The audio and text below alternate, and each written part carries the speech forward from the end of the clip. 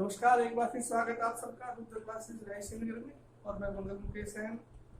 जैसा कि हमने हमारी पिछली क्लास के अंदर जो संज्ञा बिंदु था हमारा, हमने उसको कंप्लीट कर लिया था। और आज उसी बिंदु के कुछ प्रश्न हैं जो मैं आपके सामने लेकर आया हूँ कि प्रश्न आए और हमें उन्हें किस प्रकार हल करना चाहिए, किस प्रकार हमें देखना है कि प्रश्न हमारा सही हो जाए, गलत ना हो।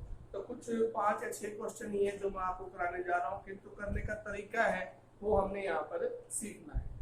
जैसे देखिए कि सबसे पहले जो प्रश्न है हमारे सामने यहाँ पर क्या कहता है कि निम्न में व्यक्तिवाचक संज्ञा का उदाहरण है।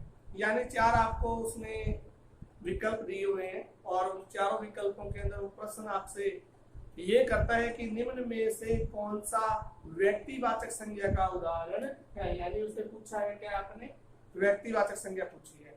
तो पहली तो बात मैंने आपको ये कहा था कि आपने यदि मेरी पिछली क्लास देखी है तो उस क्लास के अंदर कि हमने संज्ञा पहचाननी है। हमारी 3 ही संज्ञाएं हैं, तो उन्हें हमें 2 भागों में बांटा था, एक दृश्य और एक अदृश्य के अंदर। तो अब वो कहते हैं कि व्यक्तिवाचक जो संज्ञा है वो कौन सी है इन चारों के अंदर। तो हमें पता है कि वो दृश्य होनी चाहिए। यानी 4 जो ऑप्शन हम जब पढ़ेंगे ना तो हमने ये देखना है कि वो 4 ऑप्शन के अंदर चारों में दृश्य होने चाहिए। यदि वो दृश्य है तब तो वो व्यक्तिवाचक है। जैसे उदाहरण है नदी, ये भी दृश्य है, पंखा भी दृश्य है, कुत्ता है वो भी दृश्य है, जयपुर है वो भी दृश्य है, दिखाई देगा आपको, स्थान विशेष है। तो अब इन चारों का मतलब हो गया कि इन चारों के अंदर अब आपके संज्ञा व्यक्तिवाचक जरूर है, चारों में ही है। या तो व्यक्तिवाचक है या वो जातिवाचक है, किंतु भाववाचक नहीं होगी चारों के अंदर। अब ये ध्यान कर लेना, ठीक है। तो अब व्यक्तिवाचक की पहचान हमने क्या की थी, कैसे पता लगे कि वो संज्ञा आपकी व्यक्तिवाचक होगी। छोटी सी बात एक ही हमने ध्यान रखनी है, हम उस शब्द के बारे में सोचेंगे जो दिया हुआ है, क्या वो दुनिया में एक ही है क्या। यदि वो एक ही है तो वो व्यक्तिवाचक है, यदि वो एक नहीं है तो वो व्यक्तिवाचक नहीं होगा। वो शब्द जातिवाचक हो सकता है, यदि वो दिखाई नहीं देता है तो वो भाववाचक होगा। तो व्यक्तिवाचक की पहचान हमारे लिए क्या है, सिर्फ एक ही बिंदु याद रखना है कि वो शब्द जो दिया गया है वो हमें दिखाई देना चाहिए, एक तो ये बात। और दूसरा व्यक्तिवाचक की सबसे महत्वपूर्ण बात कि वो दुनिया में क्या होना चाहिए, सिर्फ एक ही होना चाहिए। तो हम बात करेंगे प्रश्न पर। नदी शब्द है हमारे पास, नदी दुनिया में क्या है, एक तो है नहीं, इसका मतलब है इसमें व्यक्तिवाचक संज्ञा नहीं है। दूसरा पंखा है, पंखा शब्द दुनिया में पंखे भी एक नहीं है, पंखा बहुत मिलेंगे आपको, अलग अलग प्रकार के मिलेंगे, तो इसका मतलब है कि इसमें भी व्यक्तिवाचक संज्ञा नहीं है। उसके बाद कुत्ता समझ आ गया, जानवर का नाम है ये किसी का, तो अब यहाँ कुत्ते भी एक नहीं होंगे, तो इसका मतलब हुआ इसमें भी आपके व्यक्तिवाचक संज्ञा नहीं है।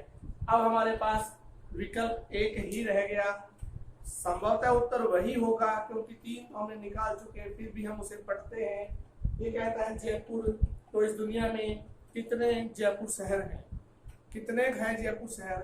हमें पता है कि एकमात्र जयपुर शहर हमारे राजस्थान की राजधानी है, तो एक ही है, तो हमारा आंसर क्या होगा, फिर जयपुर होगा। तो हमें अब पहले का उत्तर क्या मिला, नंबर 4 पे जयपुर। यानी चारों के अंदर हमारे व्यक्तिवाचक संज्ञा क्या है, जयपुर है। आगे बढ़ते हैं। लूट शब्द में कौन सी संज्ञा है, क्या कहता है, लूट शब्द में कौन सी संज्ञा है, बहुत महत्वपूर्ण है ये। अब एक ही बात से क्लियर कर देगी, हम ये पढ़ेंगे कि जो लूट शब्द है वो बना किससे है। तो ध्यान रखना कि लूट शब्द हमारा बना है लूटना से। किससे बना है, लूटना क्रिया हुआ है शब्द है आपके ये, उससे बना है। लूटना से क्या बन गया, लूट बन गया। अब क्या जो लूट शब्द है, लूट दिखाई देती है क्या, लूट है हम बात कर रहे हैं, क्या वो दिखाई देगी, नहीं दिखाई देगी। हम ये कह सकते हैं कि कोई सामान वगैरह मालूम किसी छीन कर झपट कर ले गया तो वो ही कह सकते हैं कि मुझे लूट लिया गया, तो हमें वो दिखाई नहीं दे रहा है। इसका मतलब क्या हुआ, जो चीज दिखाई न दे वो अदृश्य में आएगी, और अदृश्य हमारी एक ही संज्ञा है, वो कौन सी है, भाववाचक। तो इसने पूछा है लूट शब्द में कौन सी संज्ञा है, तो लूट शब्द में कौन सी संज्ञा हो जाएगी हमारी, भाववाचक संज्ञा हो जाएगी। आसान है बिल्कुल, तरीका करने का आपने यही रखना है, बहुत आसान तरीका है। उसके बाद देखिए इसने कहा है निम्नांकित शब्दों पर विचार कीजिए। अब ये प्रश्न आपके सेकंड ग्रेड 2018 के अंदर पूछा गया था, अभी हाल ही में जो हुआ था कि निम्नांकित शब्दों पर विचार कीजिए। उसने 4 शब्द दिए हैं, ध्यान से थोड़ा देखना कि व्यावय शब्द है एक, तो एक सौंदर्य है, एक दर्शनीय है और एक कल्पना है।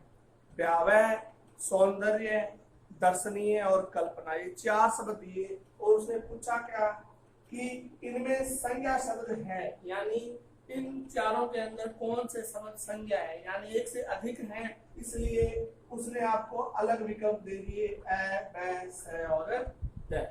यानी इसमें अब 4 के अंदर 2 शब्द आपके संज्ञा हैं और 2 कौन से हैं वो हमने देखने हैं। ध्यान दें, पढ़ते हैं हम शब्दों को।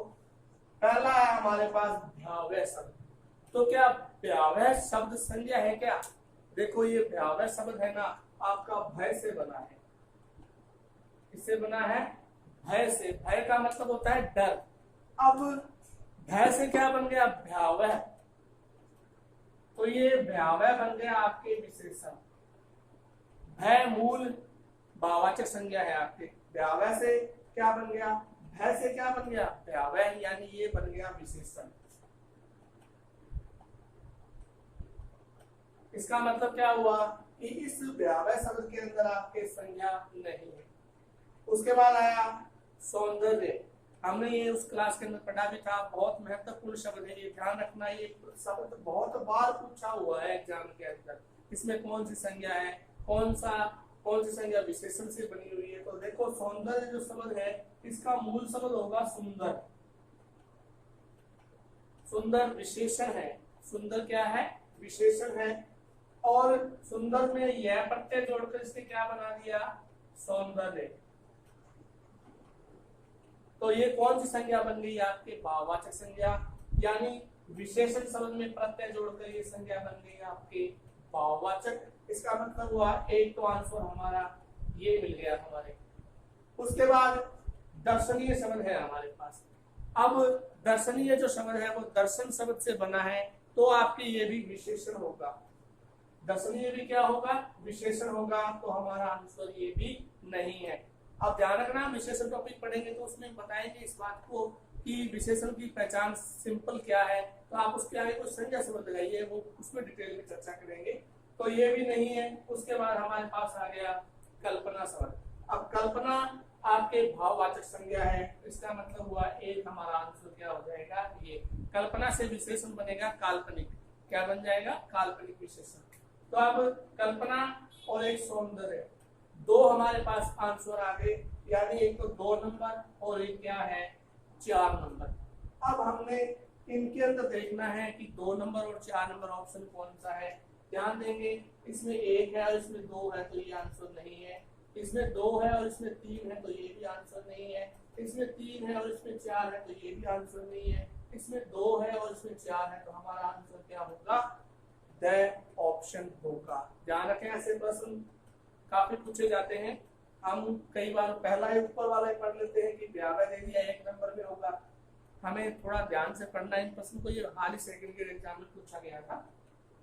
उसके बाद देखिए विशेषण से निर्मित भाववाचक संज्ञा कौन सी है? ये भी सेकंड एग्जाम में पूछा गया था।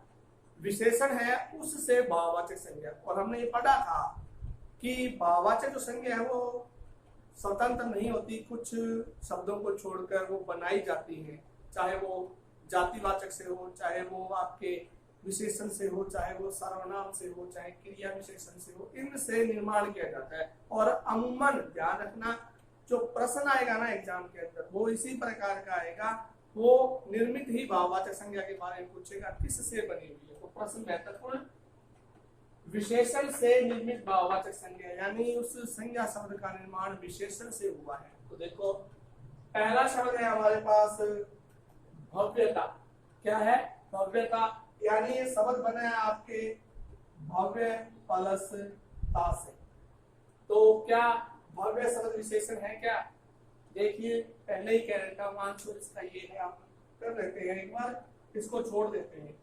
प्रश्न करने का तरीका मैंने पहले भी आपको बताया था कि आपको जो आंसर लगता है कि यह संभावित उत्तर हो सकता है तो आप उसको एक बार छोड़ दीजिए, यदि लगता है कि ये उत्तर नहीं है तो उसको काट दीजिए। तो इस बार हम देखेंगे कि ये हमारा संभावित उत्तर हो सकता है, एक बार हम इसको छोड़ देते हैं।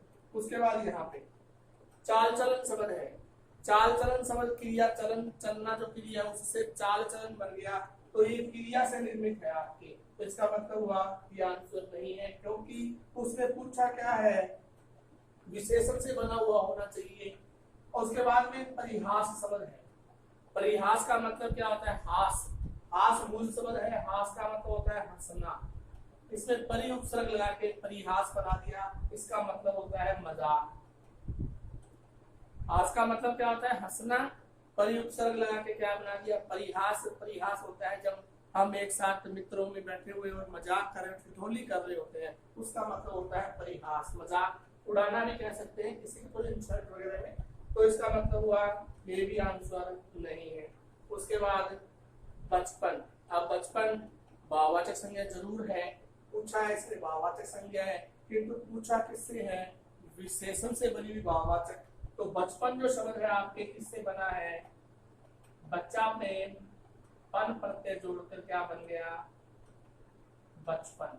तो अब बच्चा जो शब्द होगा वो जातिवाचक है, विशेषण नहीं है, तो इसका मतलब हुआ ये भी आंसर नहीं है। तो हमारा उत्तर क्या हो गया, अब भव्यता आंसर होगा। भव्य ये विशेषण है, क्योंकि इसके आगे आप कोई लगा दीजिए, जैसे कि संज्ञा शब्द लगा देंगे, भव्य महल है, भव्य सड़क है, भव्य घर है, तो इस प्रकार जस्ती है बात, तो विशेषण की पहचान यही है।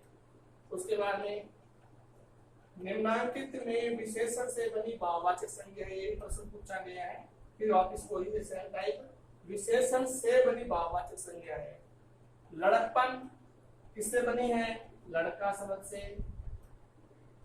लड़का में क्या जोड़ दिया, पन। लड़का जातिवाचक है तो क्या बन जाएगा, लड़कपन। इसका मतलब हुआ ये आंसर नहीं है हमारा। उसके बाद दानवता। दानव में ता प्रत्यय जोड़कर क्या कह रहा है, दानव में ता प्रत्यय जोड़कर दानवता बन गया, भाववाचक संज्ञा दानवता है, किंतु दानव जो शब्द है आपका वो क्या है, जातिवाचक, तो हमारा आंसर ये भी नहीं है। ममता शब्द है। ममता मम सर्वनाम से मिलकर बना है, मम में ता जोड़ दिया। मम क्या है, सर्वनाम है, ध्यान दें महत्वपूर्ण है ये ममता। अब ऐसे आ जाए कौन सा शब्द सर्वनाम से भाववाचक बनी है, तो ममता जो है आपकी किससे बनी है, मम का मतलब मेरा, ता प्रत्यय जोड़कर ममता। ममता है, नाम भी हो सकता है किसी लड़की का, किंतु यहाँ वो ममता जो शब्द बना है वो किससे बना है, सर्वनाम से आपके। उसके बाद में ये भी हमारा आंसर नहीं है। उसके बाद में पीछे क्या बच गया, नवीनता। अब नवीन, नवीन का मतलब नया, ता जोड़ दिया, क्या बन गया, नवीनता।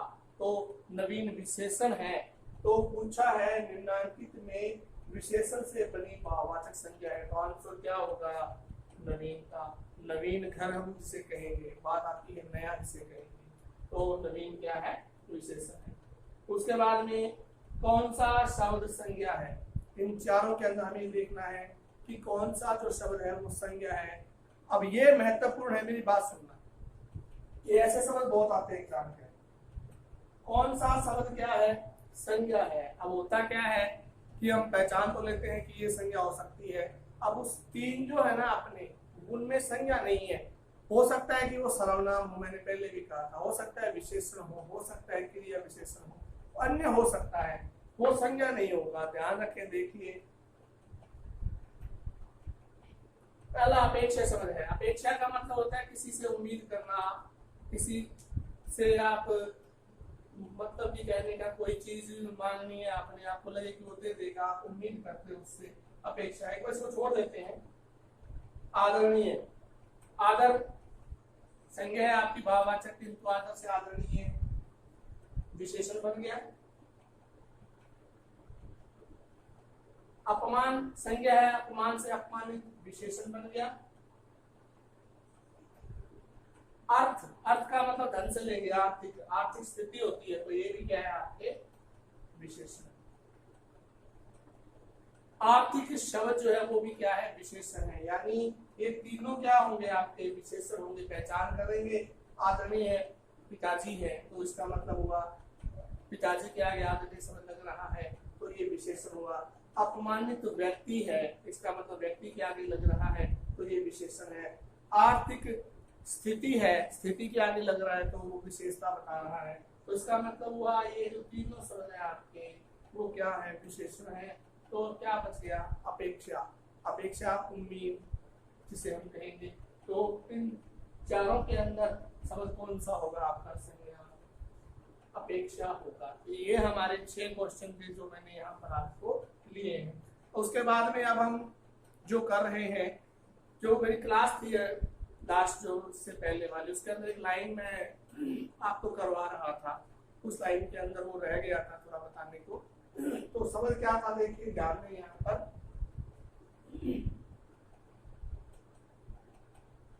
प्राचीन काल में घर घर लक्ष्मी थी।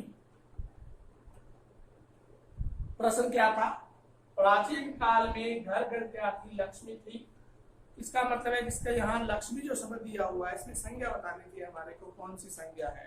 तो लक्ष्मी का मतलब यदि हम माँ लक्ष्मी से लेते हैं, धन की देवी लक्ष्मी से लेते हैं, तब तो ये व्यक्तिवाचक संज्ञा होती। क्या होती, व्यक्तिवाचक संज्ञा।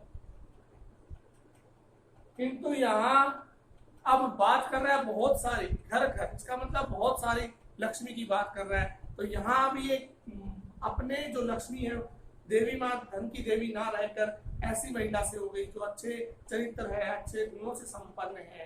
तो इसका मतलब हुआ कि यहाँ पर अभी ये व्यक्तिवाचक शब्द में रहकर क्या हो गया, जातिवाचक शब्द हो गया। तो पूछता है कि प्राचीन काल में घर घर लक्ष्मी थी, तो इस लक्ष्मी शब्द में कौन सी संज्ञा होगी आपकी, तो कौन सी होगी, जातिवाचक होगी। और ये महत्वपूर्ण है, मैंने पहले ही कहा था कि आजकल जो प्रश्न पूछे जा रहे हैं वो इसी प्रकार के प्रश्न पूछे जाते हैं। यदि किसी व्यक्ति विशेष की बात कर रहा था वहां व्यक्तिवाचक होगी, किंतु यदि किसी व्यक्ति विशेष की बात नहीं कर रहा, वो उसके गुणों की बात कर रहा है, वहां पर उसके जैसे कोई और हो सकते हैं उसकी बात कर रहा है, तो वहां व्यक्तिवाचक न होकर क्या होगी, जातिवाचक होगी। तो अब आज के लिए आपके 6 प्रश्न थे इस क्लास के अंदर, ये प्रश्न आप भी करके देखना। और भी आपके पास कोई गाइड वगैरह हो जो भी आप पढ़ रहे हो तो उसके अंदर अभ्यास है वो आप करके देखिए। इसके बाद हम सर्वनाम टॉपिक है वो करवाएंगे, ठीक। उसके बाद जितने भी प्रश्न होंगे हम उनको हल करने की कोशिश करेंगे। यदि आपको लगता है कोई प्रश्न पूछने लायक है तो आप कमेंट्स में मुझे बताइए, मैं आप उसका उत्तर देने की कोशिश करूंगा। तो आज के लिए इतना ही, जय हिंद।